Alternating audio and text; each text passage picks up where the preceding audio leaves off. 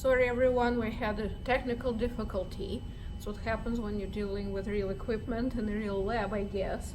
So I had to switch out my electrode because the other one was acting up, and I had to recalibrate my pH meter. So we're back and looking at first salt, which is sodium chloride.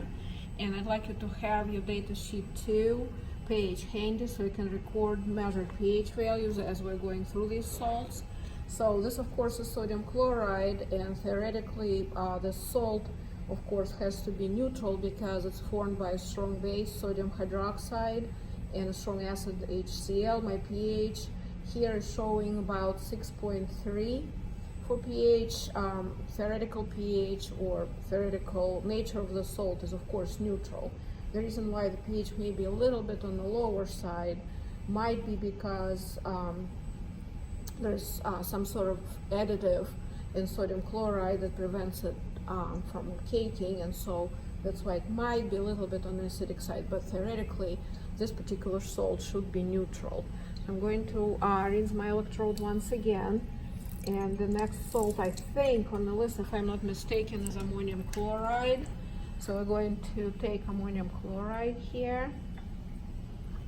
So ammonium chloride and H4Cl, you'll notice, at least if you're paying attention to the original procedure, that in the procedure it calls for test tubes. I opted for beakers because the test tube, like for example, this one would not be wide enough to accommodate electrodes, membrane. In order for accurate measurement of pH, the entire membrane must be covered with solution, and test tube does not provide enough space. So I opted for a 50 milliliter beaker, and I had to increase the amount of each solution I'm using in order to make sure the membrane is entirely covered. So if you were doing this, I would have instructed you to measure roughly 20 milliliters at least of each salt solution into the beaker. So I have about 30 in here for ammonium chloride. So we're going to shake off excess of DI water from the electrode, and we're going to put our electrode into this solution. We're going to give it a couple of seconds, and as you can see, pH for this salt, once again it's NH4Cl, ammonium chloride, is 5.68. So obviously acidic salt, keep that in mind. We will discuss why ammonium chloride is acidic later. So next is going to be ammonium bicarbonate, NaHCO3. This of course is what's also known as baking soda. Everyone I think is familiar with baking soda. It has multitude of uses around the house, from cleaning to deodorizing to baking, and of course also baking soda or sodium bicarbonate is a component in many antacids.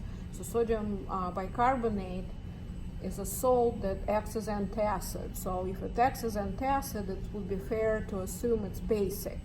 So let's go ahead and check and see what we get for this salt and whether it is indeed basic. And as you can see, the pH showing 9.37, which of course represents basic solution. So sodium bicarbonate is a basic salt. Again, we'll discuss reasons for that in a second. Hopefully you're recording these pH values in your data sheet, in your lab manual. So this here is a close relative, I would say like a cousin of previous one. The previous one was sodium bicarbonate. This one is sodium carbonate, Na2CO3. So I rinse the electrode. I'm going to shake off excess of DI water. I'm going to put this in here, and we can take a look at the pH for this one. Once again basic, but I would point out that it's kind of more basic than sodium bicarbonate. This one has a pH of almost 11 in comparison to sodium carbonate that had pH closer to 9. So it's almost 2 pH units difference, which is very impressive, and we'll discuss this salt briefly, shortly. And then the last one,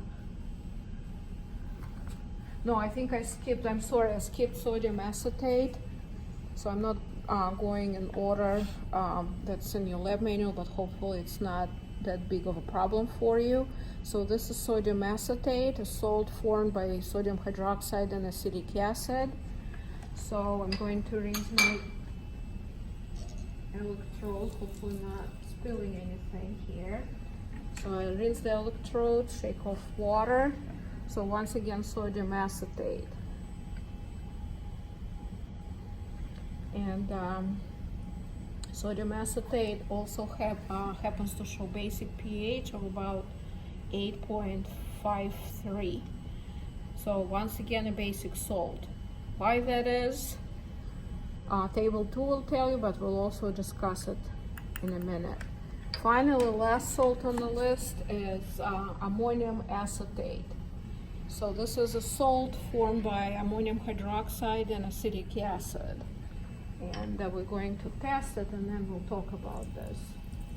So let me rinse my electrode really well.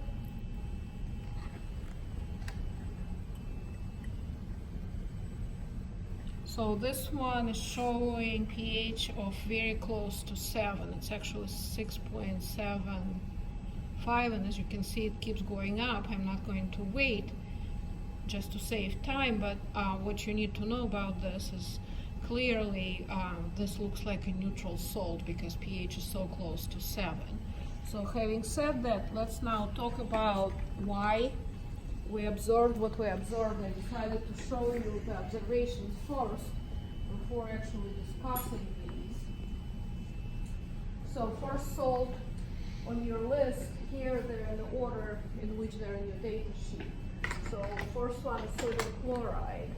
So we're looking at what kind of acid and what kind of base created the salt. Any salt can be imagined as a product of a reaction between an acid and a base. And in the case of sodium chloride, Cl would come from HCl and sodium would come from sodium hydroxide and AOH. It would produce sodium chloride and water. So what kind of acid produces sodium chloride? HCl, which is a strong acid. What kind of base produces sodium chloride? It's NaOH, which is a strong base. So sodium chloride is a product of a reaction between strong acid and a strong base. According to table 2, that salt would of course be neutral. Next one is sodium acetate. We did it sort of towards the end for measurement, but your list is the second one. So acetic acid would create sodium acetate by reacting with sodium hydroxide. Acetic acid, of course, I hope everyone recognizes this as acetic acid. It's a weak acid. So here we have a reaction between a weak acid and a strong base, and the resulting salt, of course, would be considered basic. So base kind of wins over and creates a basic salt. So sodium acetate would be expected to have a pH of above 7, which is what we saw. I believe we saw something like 8.6. Next two salts, I described them as cousins.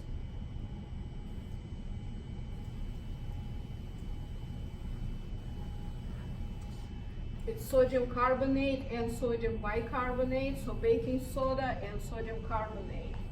Both, the reason why I said they're cousins, obviously you can see the similarity in their chemical formula, but both can be represented as products of a reaction between carbonic acid and sodium hydroxide. And the difference would be the molar ratio. If you had 1-to-1 molar ratio between carbonic acid and an AOH, you would get sodium bicarbonate. But if you double the amount of hydroxide, and you would have 2 moles of an AOH reacting with 1 mole of carbonic acid, you would get sodium carbonate. So here we have to figure out what kind of acid is carbonic acid. And of course, what I want you to know is carbonic acid is a weak acid. How would you know it? Well, first of all, the easiest is it's not on the list of strong acids. We discussed the list of strong acids in one of the previous videos, and carbonic acid was not on that list. But also it's important to point out that carbonic acid has very important biological meaning. Carbonic acid is present in our blood. We'll talk about this when we discuss buffers. Carbonic acid It's also the only acid I know of that's safe to drink, because carbonic acid is basically seltzer water or sparkling water. So if you go to Kroger and you want some carbonic acid, you just get yourself some sparkling water. Carbonic acid is formed when carbon dioxide dissolves in water, so that's what sparkling water is. And because carbon dioxide is also in our blood due to respiration process, our blood also contains carbonic acid. Anyway, carbonic acid is very weak acid. Sodium hydroxide is a strong base, so both of these salts are expected to be basic, which is what we saw when we measured pH. I point out that sodium bicarbonate is far less basic compared to sodium carbonate. Sodium bicarbonate can be taken internally. For example, if you have heartburn and you don't have any medicine around, just taking half a teaspoon of baking soda and dissolving it in water and drinking it would help relieve your heartburn, because baking soda would neutralize the stomach acid. Would not recommend doing this with sodium carbonate. Sodium carbonate is much more basic and would burn your intestines if you happen to ingest it. But baking soda is safe to ingest. We use it in baking, of course. So next salt we're going to look at is ammonium chloride. Ammonium chloride is a salt formed by a base called ammonium hydroxide and an acid called hydrochloric acid. We of course know that hydrochloric acid is a strong acid. However, what about ammonium hydroxide? One thing I want you to know about ammonium hydroxide, if you don't know it yet, hopefully you'll know and remember it from this point on. Ammonium hydroxide is formed when ammonia gas is dissolved in water, and ammonium hydroxide is a weak base. So here we have a salt formed by a weak base and a strong acid. So a strong acid would kind of win over and create the acidic salt, ammonium chloride. So ammonium chloride is acidic. And as you saw from my measurements, hopefully, ammonium chloride had a pH of below 7, which is what we would have predicted based on this. Last salt on our list is the most interesting one. It's kind of my favorite because it shows interesting ways nature works. This, of course, is ammonium acetate. So when we break it down, we can see that this salt would be formed by ammonium hydroxide and acetic acid. So weak base, weak acid. So what are we going to do in this case, right? How can we tell? Well, in this case, you really can't tell because you need additional information. In the case of salts formed by weak base and weak acid, it's not very common, by the way. You would have to look up the value for Ka for acetic acid and compare it to the value of Kb for ammonium hydroxide. Whichever had a greater value of Ka or Kb would win over. And guess what? In this case, it's really, really interesting. And if you have a little bit of time, you might want to look it up in your lecture textbook or online, wherever. You would see that Ka for acetic acid is equal to 1.8 times 10 to the negative fifth.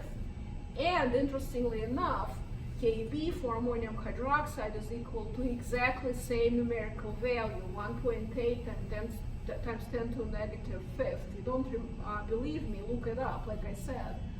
So in this case, Ka and Kb for the acid and base respectively are exactly equal to each other. What does that mean? Well, it means that this salt here is expected to be neutral, which is what we saw. The pH we measured was like 6.8 or very close to 7. So this indeed is a neutral salt. And this just shows how interesting sometimes things in nature become. This is all for this portion of the procedure. Next, we're going to look at buffers.